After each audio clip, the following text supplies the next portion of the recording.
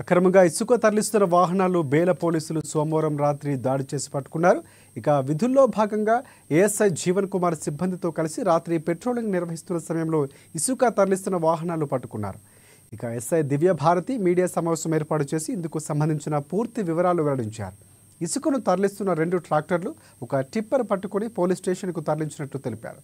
పట్టుకున్న సంబంధిత వాహనాలను మైనింగ్ అధికారులకు అప్పగించనున్నట్లు కూడా పేర్కొన్నారు. అదేవిధంగా బేల పోలీస్ స్టేషన్కు నూతనంగా 8 మంది కానిస్టేబుల్ విధుల్లో చేరినట్లు తెలిపారు.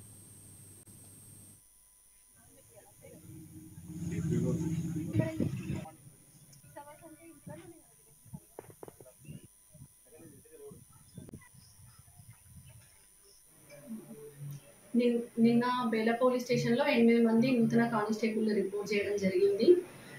రాత్రిపూట ఏఎస్ఐ జీవన్ గారు కానిస్టేబుల్స్ ఒక 4 కలిసి పెట్రోలింగ్ చేస్తున్న సమయంలో అక్రమంగా ఇసుకని తరలిస్తున్న 2 ట్రాక్టర్లు, ఒక టిప్పర్ని పట్టుకోవడం జరిగింది. వాటిని మేము ఇప్పుడు ప్రస్తుతం మైనింగ్ డిపార్ట్మెంట్కి రాసినాము.